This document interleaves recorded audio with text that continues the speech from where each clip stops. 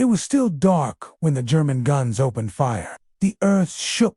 Steel thundered across the border. In the skies above, squadrons of bombers screamed like bears. On the ground, tanks rolled forward with mechanical precision, devouring everything in their path. It was September 1st, 1939, the day World War II truly began. At exactly 4:45 a.m., German battleship Schleswig-Holstein opened fire on the Polish garrison at Westerplatte, a small outpost near the free city of Danzig. The first shells of the Second World War landed not on a capital, not on a battlefield, but on a sliver of land that symbolized defiance. The Polish defenders, outgunned and outnumbered, held for 7 days. Not because they could win, but because surrender was never an option. Their sacrifice was symbolic, and soon symbolic, with all Poland had left. The Blitzkrieg begins. Over 1.5 million German soldiers, 2,000 tanks, and 1,300 aircraft poured into Poland from the west, north, and south. Germany's invasion of Poland wasn't a traditional military campaign. It was a coordinated slaughter, codenamed Fall Weiss, Case White. The strategy was simple and terrifying. Strike fast, paralyze communications, break morale, destroy from the air. Before the ground troops even arrived, entire towns were bombed. Before they knew war had begun, roads filled with refugees were strafed from the sky. Civilians were fair game. There was no line between front and rear. Commanders were forced to move headquarters multiple times a day. Trains were bombed before they left stations. Communications collapsed. Units were cut off, encircled, or simply destroyed by overwhelming force. This was the first full-scale demonstration of Blitzkrieg lightning war. It wasn't just a tactic. It was psychological warfare. Just speeches and telegrams. It would become known as the phony war. Except for Poland, it was anything but. On September 25th, over 1,000 bombs rained down in a single day, destroying homes, hospitals, and historical landmarks. The city's people were trapped. Smoke darkened the skies for days. The Polish stand there dive bombs screamed as they fell, thanks to sirens attached to their wings. The sound was designed not to damage structures, but to shatter the human mind. The Polish army was brave, but it was no match. It was ideological. The Nazis believed Slavs were inferior, and Poles, especially the educated and elite, were enemies of the Reich. They had only a few hundred outdated aircraft, and their cavalry. Yes, cavalry faced German panzers. But the stories of horsemen charging tanks are exaggerated. In truth, the Polish strategy was one of delay of retreat and regroup, of hoping for help. But that help never came. They didn't fight battles. They executed civilians. Britain and France had declared war on Germany by September 3rd. But they did nothing. No invasion from the west. No relief forces. Poland fought on, village by village, river by river. Even as the noose tightened, Stalin, honoring the secret terms of the Molotov-Ribbentrop Pact, moved his forces across the Polish border with a cold message. Poland no longer exists. Terror from the sky. What set the German attack apart wasn't just the tanks or the speed, it was the Luft. German bombers, Junkers Ruhe 87 Stukas, became a symbol of terror. Warsaw, the capital, was targeted within days. Journalists watching from rooftops in neutral countries called it unimaginable. For the Polish people, it was real. War crimes begin early. From the very start, the German invasion was not just military. Mass deportations, labor camps, executions, and the early seeds of genocide began right here. Within days, special operations groups, the Einsatzgruppen, followed the army. Polish soldiers would fight across Europe, from Monte Cassino to Normandy, and inside occupied Poland, one of the largest resistance movements in history was already forming. Teachers, priests, politicians, judges, who might lead resistance. The Soviets and Nazis even held a joint military parade in Brest. Two totalitarian powers celebrating their conquests. Mass arrests, public shootings, Entire villages burned. This wasn't an invasion. It was extermination in progress. The world didn't know the full scale. Not yet, but the warning signs were there for those who looked. A second betrayal. The Soviets strike on September 17, 1939. A second shadow fell over Poland. The Soviet Union invaded from the east. It was a final, fatal blow. There was no declaration of war, no warning. The Polish army, already collapsing, couldn't defend a second front. The nation dies, but not its people. By early October, the fighting was effectively over. Over 66,000 Polish soldiers were dead, over 130,000 wounded, nearly 700,000 taken as prisoners by both Germany and the U.S. But the real cost would come after. The guns fell silent. The Polish people would endure 6 years of occupation, divided between two regimes of terror. Yet even in defeat, Poland's spirit lived on. Polish pilots would later help win the Battle of Britain.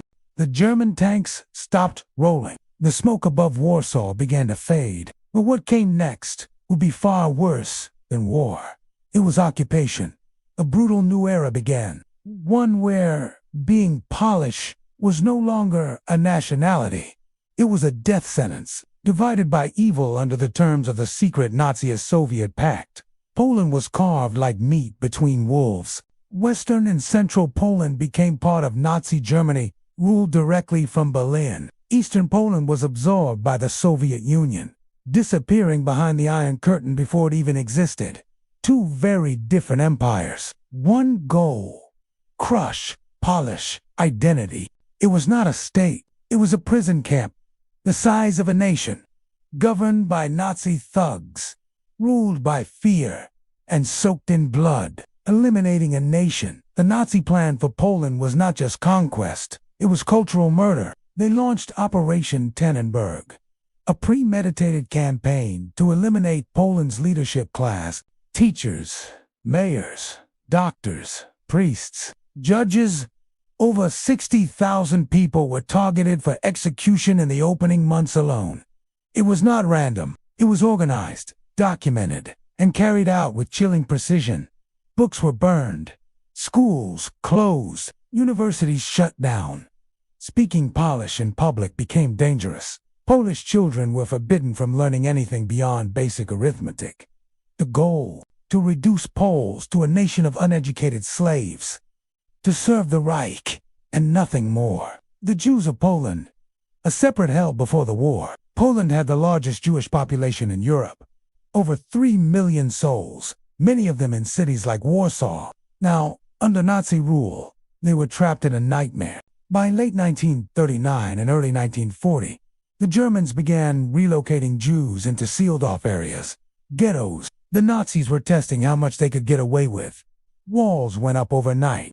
Families were herded into overcrowded quarters. Food was rationed. Disease spread. And the police enforced Nazi orders with boots and bayonets. The largest of these was the Warsaw Ghetto, which would eventually hold over 400,000 people in just 1.3 square miles. At this stage, the Holocaust had not yet begun its industrial phase, but the foundations were being laid. In Poland, the world, once again, remained silent. Soviet rule. The other terror. If the Germans ruled with death squads and swastikas, the Soviets ruled with purges and silence. In eastern Poland, Stalin's NKVD began their own campaign of terror.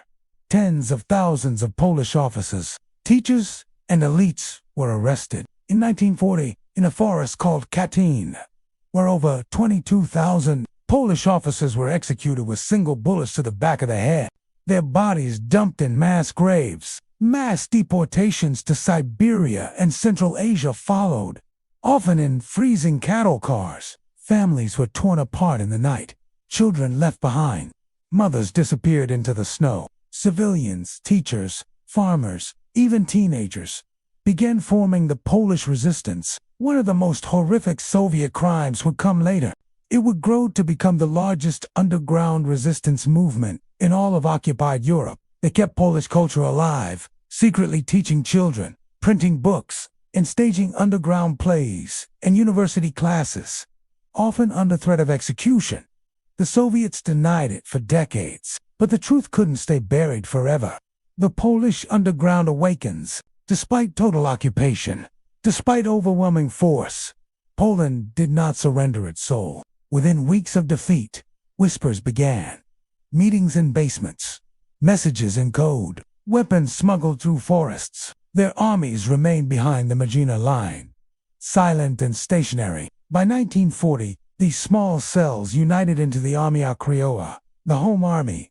Loyal to the exiled Polish government in London, they forged fake documents, sabotaged railways, rescued Jews, and assassinated Nazi officials. Poland had lost its land, but not its fight. The world watches and waits. Poland would remain trapped in the middle, a crucible of death, hope, and resistance. The fall of Poland shocked the world, but it didn't wake them. France and Britain had declared war on Germany in response, but did not lift a finger to save the nation they had pledged to defend. America watched from afar, still neutral. The Soviet Union lied and deflected. The League of Nations, now toothless, did nothing. Poland had been offered promises. What it received was betrayal, and yet its people still resisted, not just with guns, but with memory. Dark tidings ahead. Poland was only the first. In the months and years to come, Hitler would turn west toward France, and Stalin would consolidate his grip over Eastern Europe. The ghettos would grow darker. The trains would start moving. The final solution would soon begin, and Poland would be at its epicenter. But for now, the nation endured. It had lost its freedom, but it had not lost its will. By 1941, Poland had become more than an occupied nation. It had become a testing ground for genocide, behind barbed wire and ghetto walls. The Nazi plan for racial extermination was no longer theory. It was being built, brick by brick, rail by rail, bullet by bullet. And it all started here. From ghettos to gas. The Warsaw Ghetto, now home to over 400,000 Jews, had become a walled-in world of starvation, disease, and despair. Families crammed into single rooms, children scavenging for scraps, bodies piling in the streets, victims of typhus, hunger, and neglect. But what no one knew yet was that these ghettos weren't meant to last. They weren't prisons, they were holding cells for extermination. The death factories rise, the mobile killing squads. The Einsatzgruppen followed, the Wehrmacht into the east, massacring Jews by the thousands in forests and fields. In 1941, Hitler launched Operation Barbarossa, invading the Soviet Union. And along with it, the next phase of Nazi terror began. But bullets were inefficient, so the Nazis designed something worse: industrial murder. And they would test it in Poland. Between 1941 and 1942, the Nazis began constructing extermination camps. Not labor camps, not prisons. Death factories, names that would burn into history. Chelmno-Belzec, Sobibor, Treblinka, and most infamously Auschwitz-Birkenau.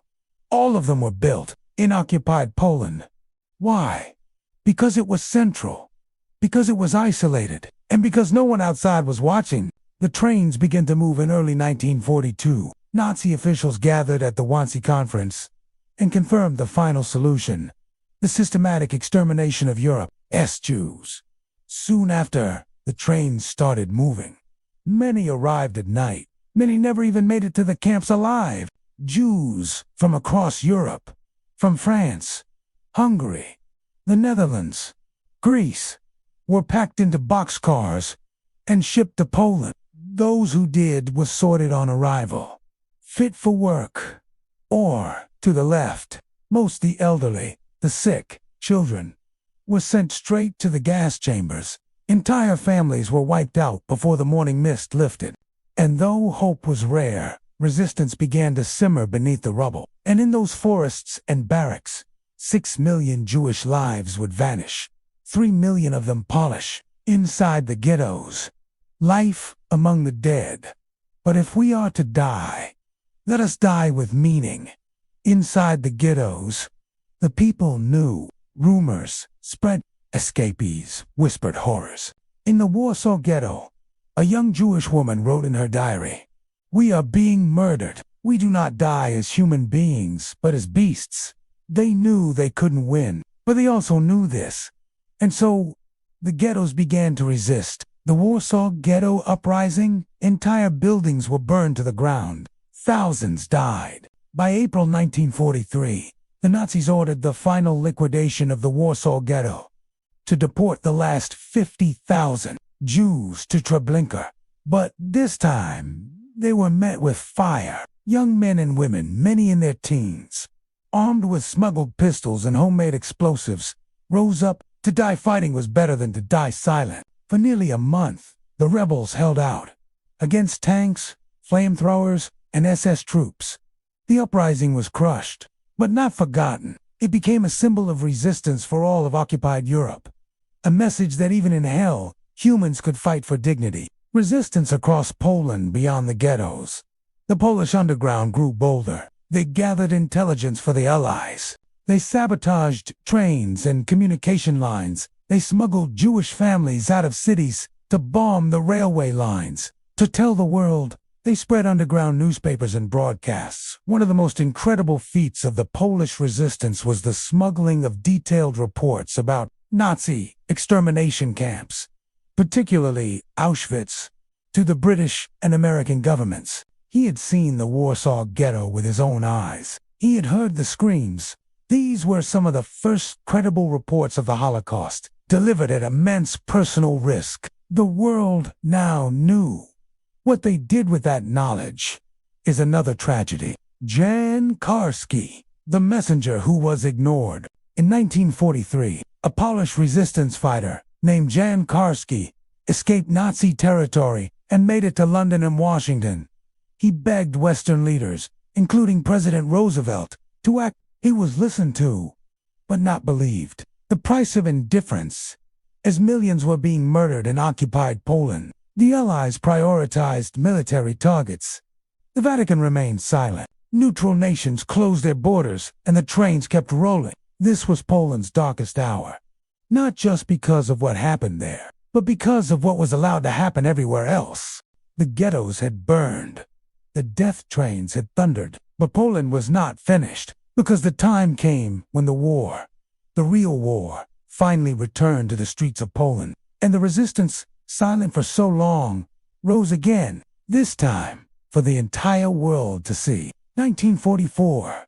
The Warsaw Uprising. It was a full-scale rebellion against Nazi Germany, led by the Polish Home Army and supported by everyday citizens, not to be confused with the 1943 Ghetto Uprising. The Warsaw Uprising of 1944 was something much larger. By August 1st, 1944, with the Soviet Red Army closing in from the east, the Polish resistance believed the time had come. They had waited 5 years. They had suffered death camps, deportations, and silence. Now they would rise to reclaim their capital before the Soviets arrived. It was both a military operation and a political gamble. If Poland could liberate itself, it could secure a future free of Nazi Germany and Soviet control. The fight for every street. The uprising began with 40,000 fighters, most poorly armed. But they had one thing the Nazis didn't. Nothing left to lose. For 63 days, they fought house by house, street by street, Molotov cocktails against tanks, hand grenades and smuggled pistols against SS units. The flag of Poland flew from rooftops. Church bells rang again. People danced in the streets between gunfire, as if for a moment the war had turned. But it hadn't, because the Red Army, just across the Vistula River, did nothing. The Soviet Betrayal Stalin's forces halted just outside Warsaw. They watched, they waited, they allowed the uprising to bleed, because a free Polish resistance didn't fit Stalin's plans. Helping them would mean empowering leaders loyal to the Polish government in exile, based in London, not Moscow. So the Soviets let the Nazis do the dirty work, and the Nazis responded with hell. Hitler's revenge, not just military targets. Everything. Entire neighborhoods were leveled with flamethrowers and explosives. Civilians were massacred in the thousands. Men, women, and children executed in courtyards and basements. By the end of the uprising, over 200,000 Poles were dead. 85% of Warsaw was reduced to ash, and the city, once vibrant, became a ghost. The Allies dropped supplies from the air, but it was too little, too late. No coordinated rescue came. No army marched to their aid. When liberation isn't freedom in January 1945, the Red Army finally entered the ruins of Warsaw. There were no Nazi flags left to tear down. There were barely walls still standing. The Nazis were gone. But what arrived was not liberty. Stalin installed a puppet government, backed by Soviet troops and secret police. Former resistance fighters were arrested, exiled, or executed. The dream of a free Poland, for which so many had died, was crushed under a different kind of boot. The war ended, but occupation did not. Poland's war within a war. For Poland, World War II was more than just a global conflict. It was a double invasion, a cultural genocide, a resistance movement, and a betrayal by both enemies and allies. Between 1939 and 1945, over 6 million Polish citizens were killed. Half of them were Jews, victims of the Holocaust's. Entire cities where race, language, faith, and identity were hunted. Yet a nation never stopped fighting. Poland lost more of its population, per capita, than any country in the war. It became a battlefield, a graveyard, and a symbol of the legacy that echoes. When the war ended in 1945, the world celebrated peace. But in Poland, peace came with silence. The West moved on. The Soviets stayed. The true stories of betrayal, of courage, of genocide, were buried under decades of Cold War politics and propaganda. Yet the people remembered. The resistance lived on in whispered stories, secret prayers, and shattered buildings that refused to fall. Narrator's closing words. They came from the West, waving flags of empire. They came from the East, cloaked in red promises. And in between, a nation was bled, not just of life, but of memory. But Poland did not disappear, because even in the darkest night, the flame of resistance burns on.